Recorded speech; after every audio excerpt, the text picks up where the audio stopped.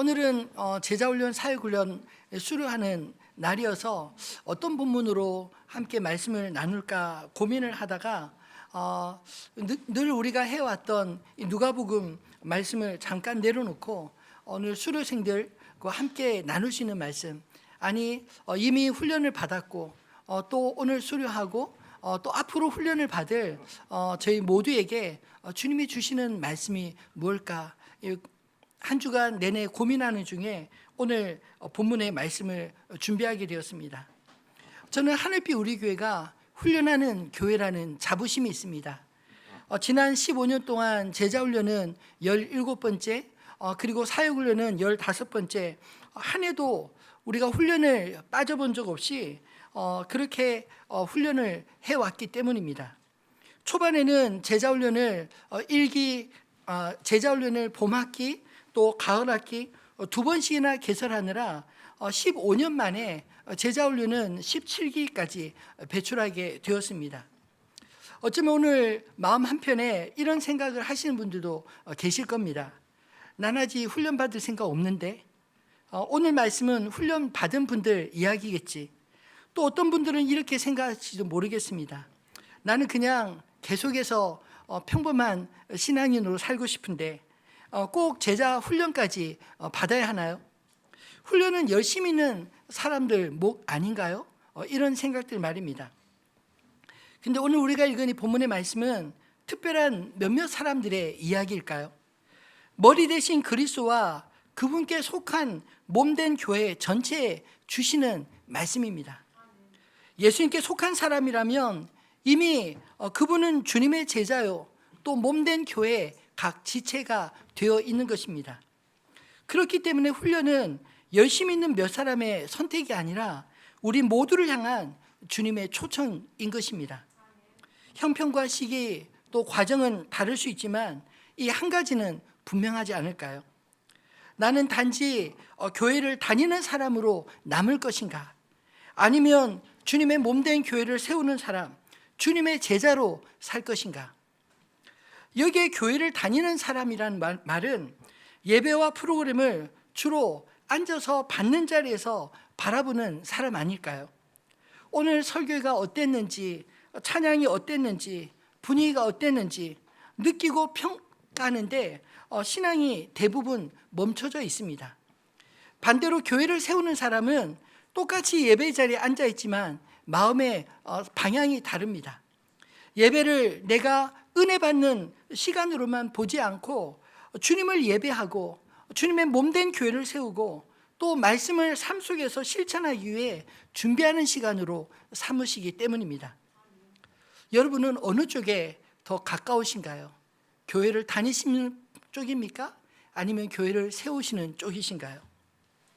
오늘은 제자훈련, 사역훈련을 수료하는 분들을 축하하는 예배이기도 하지만 동시에 우리 교회 전체가 이 지문 앞에 서 보시면 좋겠습니다. 이 자리에는 이미 훈련을 거쳐 교회 곳곳에 숨은 봉사자로 섬기고 계신 분들과 또 오늘 수료하는 분들, 그리고 앞으로 훈련을 준비해야 될 분들, 그리고 나는 예수님께 속한 사람이다 고백하는 우리 모두에게 주신 말씀 아닐까요? 에베소서 4장 11절로 16절 말씀은 우리 모두에게 이렇게 묻고 있습니다. 여러분은 교회를 하나님 눈도장 찍기 위해 다니시나요? 아니면 그리스도와 함께 교회를 세우는 분들이신가요? 이제 본문을 따라 주님이 왜 우리를 제자로 세우시고 훈련의 자리로 부르시는지 그 목적을 함께 살펴보도록 하겠습니다. 제자훈련의 첫 번째 목적은 성도를 하나님의 사람으로 세우는 훈련입니다. 11절 말씀을 다시 같이 읽어볼까요?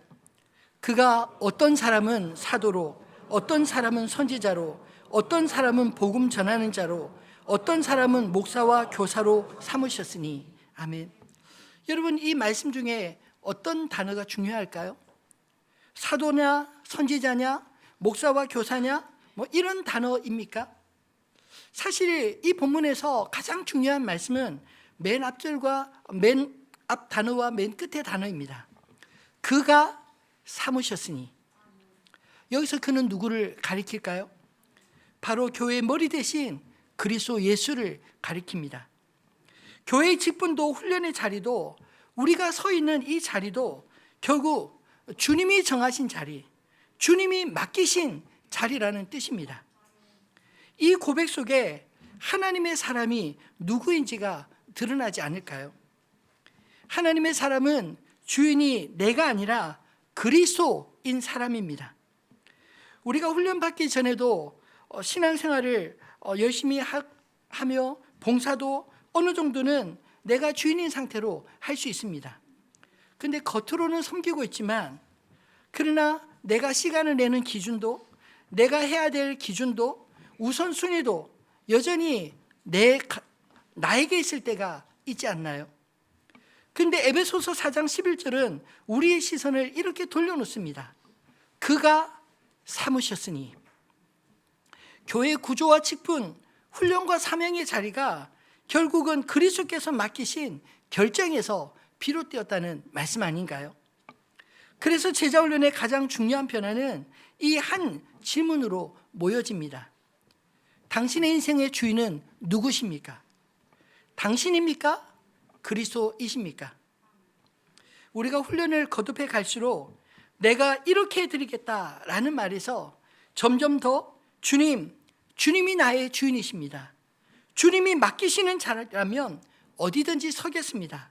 이 고백으로 점점 옮겨가지 않나요? 하나님의 사람은 능력이 특별한 사람이 아니라 내 인생의 주도권을 주님께 내어드린 사람입니다. 제자훈련은 이 주인의 자리를 조금씩 바꾸어가는 훈련이라 말씀드릴 수 있습니다. 또한 하나님의 사람은 복음으로 온전하게 세워진 사람입니다. 12절은 이렇게 이어집니다. 이는 그리스도를 온전하게 하여 봉사의 일을 하게 하며.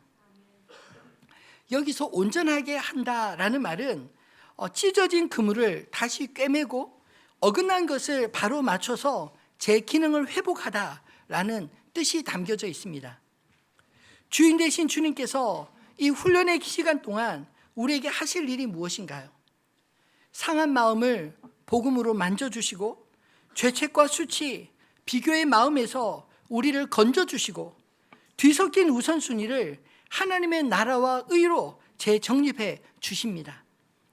그래서 훈련을 받다 보면 어느 순간 나도 모르게 이렇게 고백하게 됩니다. 아, 내가 봉사하는 사람이 아니라 하나님의 사람으로 부름받은 거구나. 내가 무엇을 하느냐보다 내가 누구인가 하는 것이 더 중요하구나 라고 말입니다. 저는 그런 의미에서 제자훈련의 첫 목적은 봉사를 많이 시키는 것이 아니라 성도를 하나님의 사람으로 온전히 세우는 것이라 말씀드리고 싶습니다. 훈련을 통해 우리의 정체성이 분명해지고 복음 안에서 자아가 회복되고 내 인생의 주인이 바뀌고 삶의 방향과 기준이 달라질 때 비로소 그 사람이 하나님의 사람이 되는 게 아닐까요? 그러면 그 다음에는 어떤 일이 일어납니까?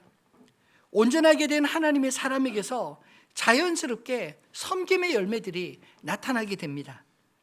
주님, 제 시간과 재정을 주님 나라를 위해 쓰겠습니다. 제 은사와 경험을 주님의 몸된 교회를 위해 쓰겠습니다. 눈에 잘 띄지 않는 자리라도 주님이 맡기신 자리라면 기쁨으로 서겠습니다. 오늘 본문에서 봉사와 섬김을 말하지만 그 출발점은 언제나 봉사 자체가 아니라 하나님의 사람으로 세워지는 것임을 기억하시기 바랍니다. 그래서 제자훈련의 첫 번째 목적을 이렇게 새로 붙잡으시면 좋겠습니다.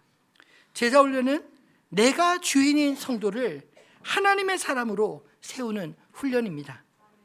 주인 대신 주님께 속한 사람으로 우리가 온전히 세워질 때 그 삶 속에 자연스럽게 봉사와 섬김의 열매가 주렁주렁 맺히게 될 줄 믿습니다.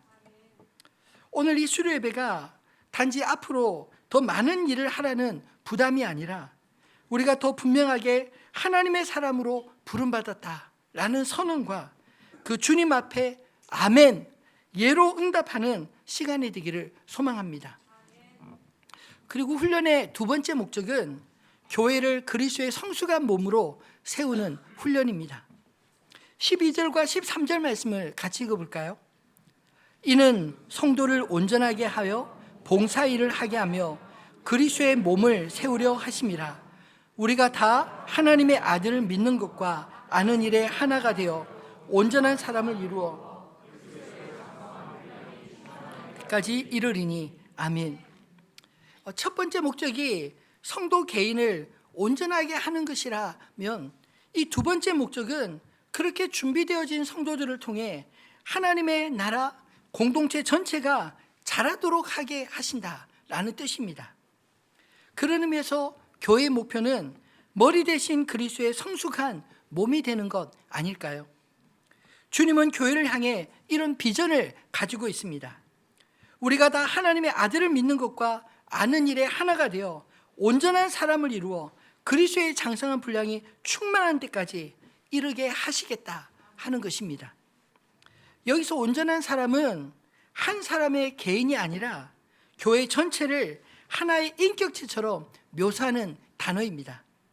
즉 교회가 예수 그리스도의 성품과 마음, 생각과 걸음을 점점 더 닮아가는 공동체가 되게 하신다라는 뜻입니다. 그래서 이 훈련은 몇몇 열심 있는 사람을 위한 특별한 과정 정도가 아니라 우리 교회 전체가 그리스도의 몸으로 성숙해지기 위한 하나님의 통로로 쓰임받고 있는 줄 믿습니다. 또한 우리가 성숙한 그리스도의 몸에 참여하기 위해서 우리 각자 이제는 밥을 떠먹여주는 어린아이 신앙에서 교회를 든든하게 붙드는 어른의 신앙으로 성장해야 하지 않을까요? 14절 말씀을 보면 이렇게 말씀하십니다. 이는 우리가 이제부터 어린아이가 되지 아니하여 사람의 속임수와 간사한 유혹에 빠져 온갖 교훈에 풍조에 밀려 요동하지 않게 하려 함이라. 여러분, 우리가 말씀으로 충분히 훈련되지 않고 복음 위에 굳건히 서 있지 않으면 우리는 항상 어린아이 같은 신앙 상태에 머물 수밖에 없지 않나요? 교회를 몇 년이나 다녔느냐, 이게 중요하지 않습니다.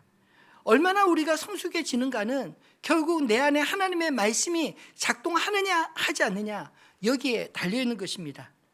만약 우리가 훈련되지 않으면 시대에 유행하는 사상과 가르침에 쉽게 흔들리고요, 자극적인 이야기, 기복적인 메시지에 쉽게 끌려가 버리지 않습니까? 내 마음과 감정이 이끄는 대로 기준 없이 흔들리는 그런 삶을 사는 것입니다. 그러나 주님은 훈련을 통해 우리 교회 안에 어른 신앙인들을 세우기 원하십니다.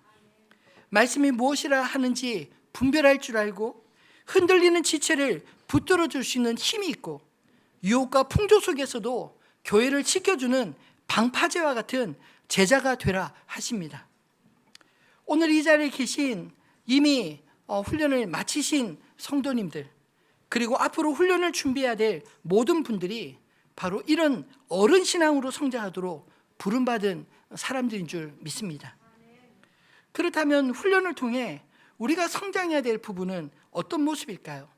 15절로 16절 말씀 같이 읽어보겠습니다. 오직 사랑 안에서 참된 것을 하여 범사에 그에게까지 자랄지라. 그는 머리니 곧 그리스도라. 그에게서 온 몸이 각 마디를 통하여 도움을 받음으로 연결되고 결합되어 각 지체의 분량대로 역사하여 그 몸을 자라게 하며 사랑 안에서 스스로 세우느니라. 아멘. 훈련의 열매는 교회 안에서 이런 모습으로 나타나는 것입니다. 첫째로 사랑 안에서 참된 것을 하는 삶으로 드러납니다. 진리를 말하되 사랑으로 말할 줄 압니다. 훈련을 거친 성도는 비판과 불평의 언어보다 격려와 권면, 중보의 언어를 더 많이 사용하게 됩니다. 둘째로 각 지체의 분량대로 역사하는 삶으로 나타납니다. 하나님께서 주신 은사로 자신에게 맡겨진 만큼 충실히 봉사하고 모두가 똑같은 일을 똑같은 강도로 하는 것이 아니라 각자에게 허락하신 분량만큼 기쁨으로 봉사의 삶을 감당하는 것입니다. 그러할 때 오늘 본문은 놀라운 약속으로 끝나지 않습니까? 그 몸을 자라게 하며 사랑 안에서 스스로 세우느니라. 저는 교회가 목회자 몇몇 사람이 끌고 나가는 곳이 아니라 훈련된 성도 한 사람 한 사람이 자신의 자리에서 봉사할 때 교회가 사랑 안에서 스스로 세워지는 공동체가 될 줄로 믿습니다. 저는 하늘빛 우리 교회가 이렇게 잘 훈련된 성도님들에 의해 아름다운 열매가 곳곳에서 나타나고 있다고 믿습니다. 각자에 맡겨진 은사대로 선교회를 조직하고 또 이른 아침부터 나와 성가대로 봉사하고 또 새로운 중창단들을 만들고 각자 맡겨진 그 어린 아이들을 교사로 내 아이들처럼 열심히 사랑으로 돌보며 또 훈련받은 성도들이 누가 알아주지 않아도 비가 오나 눈이 오나 예배자들의 위에 주차위원으로 섬기는 이 모든 일들이 여러분 자발적으로 일어나는 것을 알고 계신가요? 저는 이것이 얼마나 자랑스러운지 모릅니다. 그 외에도 보이지 않는 곳에서 주님을 바라보며 섬기는 그 모든 섬김들 주님께서 다 아시고 칭찬해 주실 줄로 믿습니다.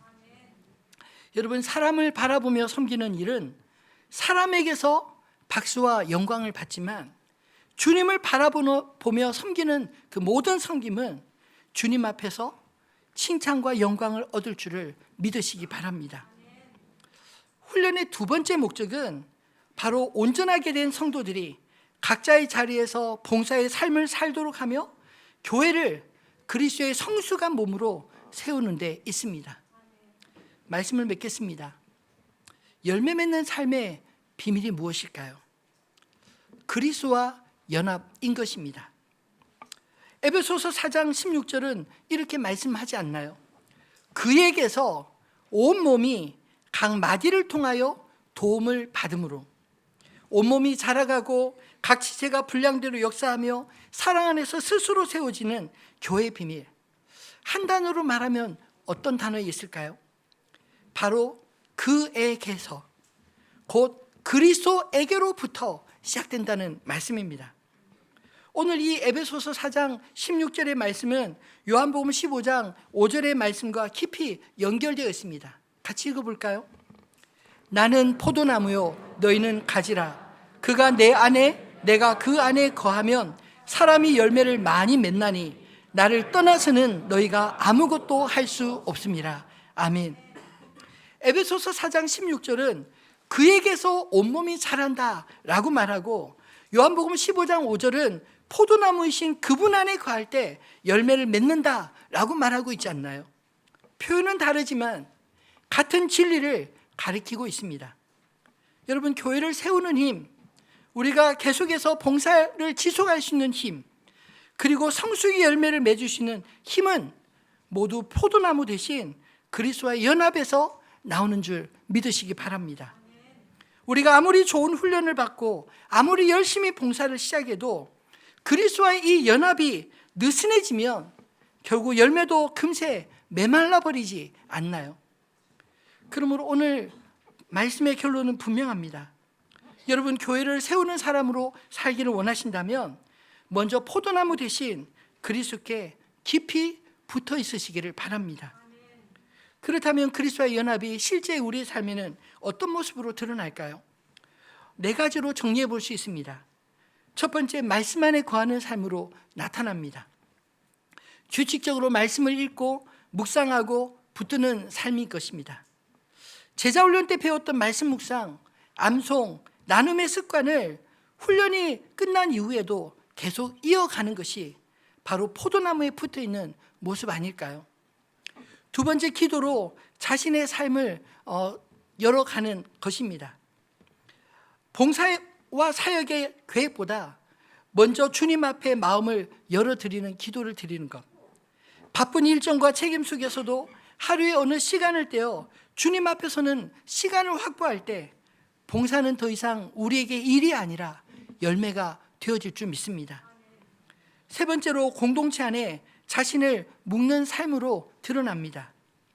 예배와 목장 모임 속에 자신을 나타내고 또 말씀으로 권면받고 서로를 믿음으로 복도는 삶을 사는 것, 이것이 바로 열매 맺는 삶의 모습이 아닌가요? 포도나무에 붙어있는 가지는 다른 가지들과도 연결되어 있는 가지입니다. 여러분, 열매 맺는 가지는 결코 혼자 떨어져 있지 않습니다. 신앙생활을 홀로 하시려 한다면 여러분 이번 기회를 통해 목장 모임 그리고 훈련에 적극 참여하시기를 주님의 이름으로 부탁드립니다. 네 번째로 작은 순종을 이어가는 삶으로 드러납니다. 주님이 마음에 주시는 작은 감동이 있을 때마다 한 걸음씩 순종해 보는 것입니다. 한 사람을 찾아가 위로하고 한 자리를 맡아 성실히 봉사하고 나에게 준 하나의 기도 제목을 끝까지 붙드는 순종의 들이 모일 때 포도나무에 붙어있는 작은 열매들이 점점점 크게 자라게 되지 않을까요? 오늘 이 말씀 앞에서 우리 각자가 스스로에게 물어보시면 좋겠습니다. 나는 교회를 단지 그저 다니는 사람으로 성전 뜰만 밟고 가는 사람으로 머물고 있는지, 아니면 교회를 함께 세우는 주님의 제자로 부름을 받고 있는지, 그리고 포도나무 대신 그리스도께 얼마나 깊이 붙어 있는지.